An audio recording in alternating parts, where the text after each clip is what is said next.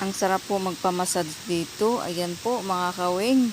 For today's video, welcome naman sa ating YouTube channel. Mapagpalang araw sa ating lahat guys. So ngayon guys, pupuntahan natin yung falls na yun guys. No? So dito tayo ay magbayad tayo ng entrance. Ito yung pinaka-entrance niya dito guys. Okay, ang falls na ito guys na pupuntahan natin ay medyo pababa pa talaga mga kawing. So ayan, ito ang tinatawag na Hagimit Falls. Ayan, so doon tayo sa baba guys, medyo ang pag ano dito guys, medyo mahaba-haba din yung pababa nito guys, yung lalakbayin natin. Mamaya pag akyat nito medyo parang nakakahingal ito. So ayan guys, bababa tayo. Yan, medyo matagal-tagal din tayong makapunta doon sa baba, no? Kasi dahan-dahan lang tayo dahil may kasama tayong senior po. Ayan po guys, malapit-lapit na tayo doon sa sa pinakababa guys, no. Para siyang tinago falls, na yung falls ay nakatago po siya, no. Dito po yan sa Hagimit Falls sa Davao, Davao del Norte sa Samal Island guys. So ayan po, no. So malapit-lapit na tayo guys, malapit na tayo doon sa baba talaga. So ayan po guys, kailangan magdala kami ng bag kasi syempre mga pagkain, damit, ganun. Ayan po ha mga kawing. So ayan, gala-gala muna tayo ngayon mga kawing. Ayan po, dito na tayo guys. Nakita na natin yung Hagimit Falls. Medyo ano na siya, nung dati kasi yung Hagimit Falls hindi pa ganito kaganda. So ngayon po guys ay napakaganda na pong Hagimit Falls. Kaya lang medyo may kamahalan na po yung entrance, no. 150 per head, and then kung senior is 120. So yan na po guys, nandito na tayo sa baba. Dati kasi guys, ang Hagimit Falls ay ano pa siya, 50 pesos per head yung entrance, no. So ngayon at binago nila, no, in-upgrade nila at maganda na tingnan. So yun, medyo nagmahal na din sila ng bayad sa per head. So ayan po guys, nandito na tayo. Yung tubig ay mag-green-green na parang blue na blue, ganun, no.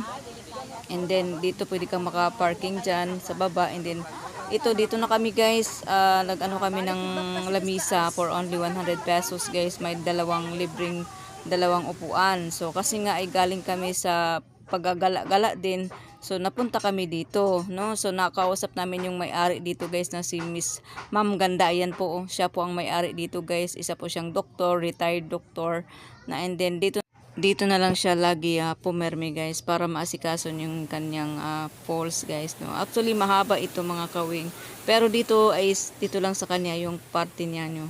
So diyan lang yung kanyang sakop guys. Ayan po, no. So dati guys pinaarkilahan niya ito sa ibang tao, and then hindi daw marunong magbayad, hindi siya binayaran. So ang nangyari, binawi niya tapos pinarenovate na pinaganda. So yun, medyo nga mahal na nga yung per head. So dati-dati 50 pesos po ang per head nito guys.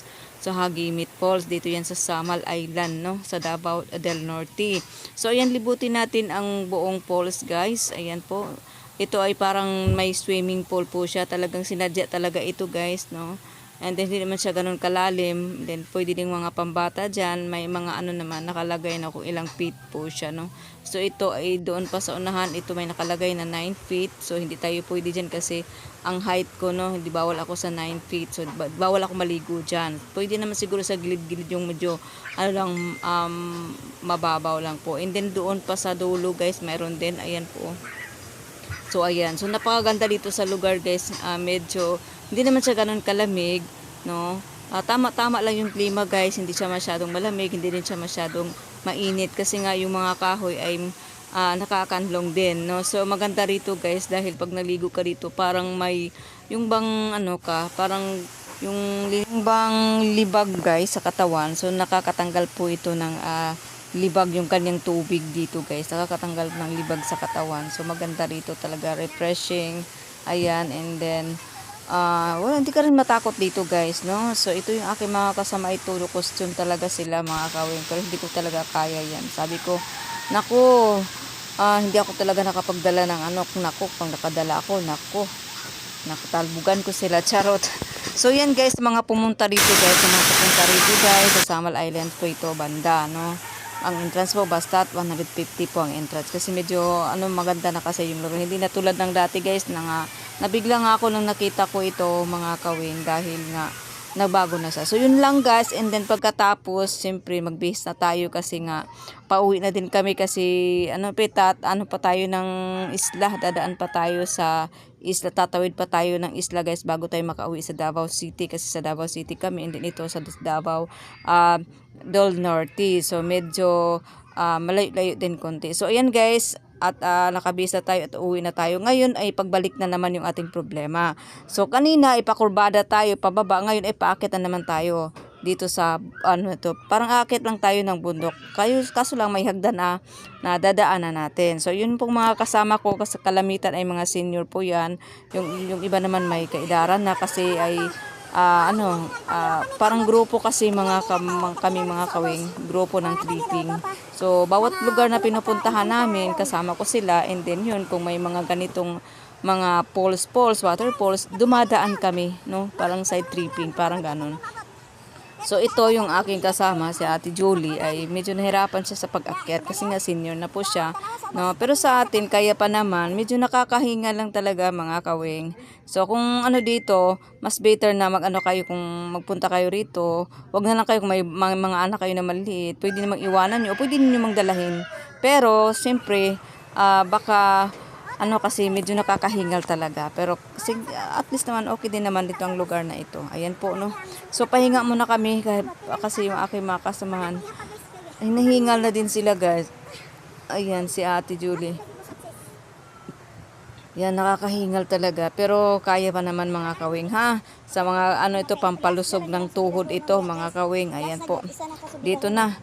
Ayan, dadaan pa rin kasi medyo malay-lay din kasi sa paakyat. Para ka lang din naman nag-aakyat ng bundok. Oo, ganun lang. And then kung mabigat ang dala mo dito, nako, mas lalong kalbaryo, ganun. Pero kayang-kaya naman.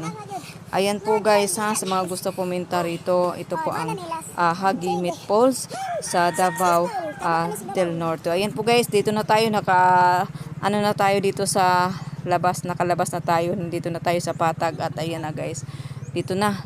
At sa wakas, natapos na din, at higit sa lahat guys, uuwi na din kami, no? Ayan po, dito na tayo sa labas.